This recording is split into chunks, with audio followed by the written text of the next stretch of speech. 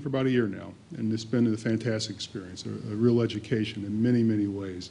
And probably the greatest pleasure of working at the Nuclear Regulatory Commission, quite frankly, is the staff. The staff of the NRC are fantastic people. They are so committed and so passionate about what they do that it basically is there in front of you every day that you walk into the office. We've dealt with a lot of very difficult and complex matters over the last year.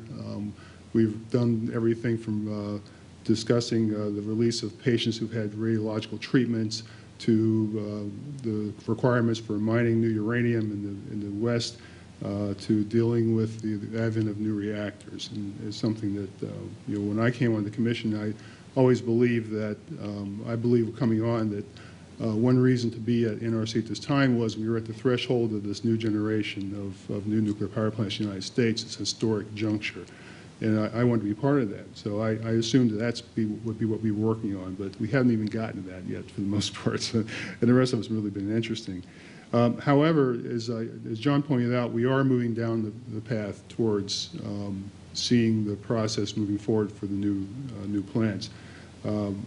We have two projects, the Summer Project and the Vogel Project, which are on the docket and which we are currently planning to initiate mandatory hearings for later this year. As many of you know, we're still looking at some issues associated with the AP 1000 design certification. Westinghouse has responded to questions from the commission, from the agency, and the staff is looking at those right now. So I think probably within the next week or so we'll have a better idea of what the impact on the schedule has been.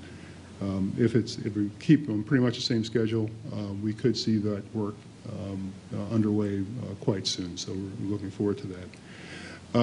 The issue of the nuclear renaissance is something that I've watched with some interest over the last year. There's been a lot of articles in the press about the nuclear renaissance running out of steam and falling off the rails and that sort of thing. And when I look at it, I always harken back to the times when I first came to DOE back in the 90s, and the conversation wasn't about whether to build new plants. The conversation was how fast can we shut the old ones down. And so from my perspective, the idea that you're even talking about building new plants is a significant change from where we were not that long ago. And I think that whenever you see the conversation about the nuclear renaissance running out of steam, it's something of a loss of perspective to some degree, because I think that there was so much enthusiasm as to what was going to happen and how quickly it was going to happen just a few years ago, that when you contrast sort of the very exuberant projections of, say, 5 years ago to where things are today, it looks like something's lost steam. But I think in reality, this was always going to be a very difficult, long, and complex process. It's always going to be a very expensive process, and it's not something for the faint of heart. So, I think where things are pretty much where I thought they would be at this stage of the game. So I'm not, I'm neither excited nor depressed. It's pretty much what I expected. But I think that, and I want to spend most of my time talking about this, but I think that what most people are now asking is, all right, well, we've had this big incident in Japan. We've had Fukushima, and what does that mean for the future? So I want to talk mostly about that. I know you've had some conversations about Fukushima, but I thought as an individual commissioner, I thought I'd give you my personal perspective on this, as I've watched this event unfold over the last several months. Now, first, as I mentioned, the NRC staff is very committed, very passionate people. And when we first heard about the incident in Japan with the tsunami, we have televisions, and many of you who've been over at NRC have seen the televisions on every floor. They usually play the news or the weather or whatever. We were all very much glued to watching the events unfolding in Japan with the tsunami first, and then later, of course, with the fact that we had the Fukushima plant running into serious trouble. And as we watched it, I think many of us at first were hopeful that perhaps this would just simply be an incident that would be under control, the plants were shut down. Obviously the Japanese are quite prepared for earthquakes. As a matter of fact, just 2 days before at the RIC, I sat down with representatives from Japan's Nuclear Safety Council and had a long conversation about preparations that they were making for earthquakes. So we knew the Japanese were prepared. But as the day went on and as data started to come in, we realized that we were in for a long period here. And obviously over the next day, we started to see the hydrogen explosions, and we knew that the situation was deteriorating. And really, by Monday, it was pretty clear that in NRC, it was really like a friend had died. I mean, there were people that were walking around very distressed by watching this unfold. I ran into several people who said that, I really spent my whole career to make sure that something like this never happened. And I'm sitting here watching it happen on television. Even though it was in Japan, even though it was thousands of miles away, we took it very, very personally in the NRC. And people wanted to help. And as a matter of fact, many people did help. Within really hours of learning that the plant was in trouble, NRC staff were on airplanes on the way to Tokyo. Now, the funny part about that is that when they went off, they had no idea what they were going to do when they got there. They didn't know who they were going to talk to, what role they might play. We just got them on airplanes and we sent them over. And by Monday, we had 11 NRC staff in Tokyo at the embassy, at the U.S. Embassy, ready to assist the Japanese in any way that we could. So we've all watched this event over the last several months, and we've been watching the information, and some of the information has been sketchy at times, and we spent a lot of time trying to sort through all that. But we're starting to really understand the nature of the event and what happened and what didn't happen, and it's becoming clearer and clearer as time goes on. And now we're at a stage where at NRC we've taken the step of moving towards trying to apply the lessons learned that we have so far to make changes, if necessary, to the U.S. nuclear regulatory framework, which of course is what the American people expect us to do. Take the lessons that have been learned, apply them, make sure that the American people are safe.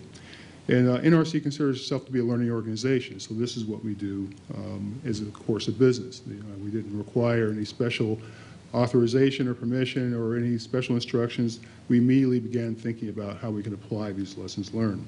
So as you probably know, we've established a senior level task force which has been given 90 days to look at the events and look at our framework and make some general recommendations to the Commission.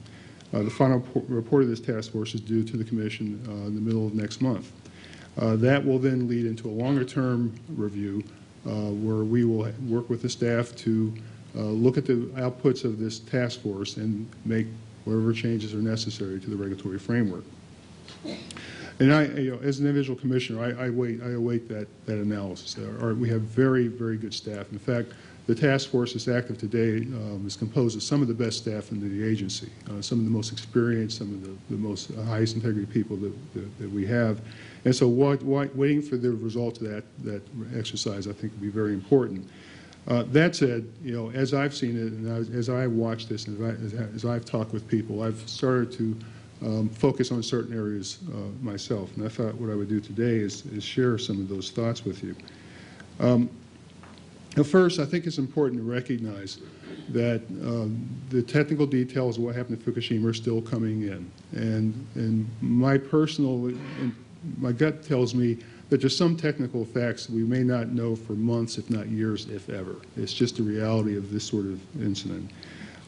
So our views have to be adjustable as we learn more about what actually happened. But as a general matter, I think the plant behaved more or less as one might think after being struck by an historic earthquake and a tsunami of historic size. It was a really bad day at the office. All right. Now, from what we understand right now, it appears that the plant shut itself down as it should when the earthquake struck, and it was really the tsunami that created most of the problems.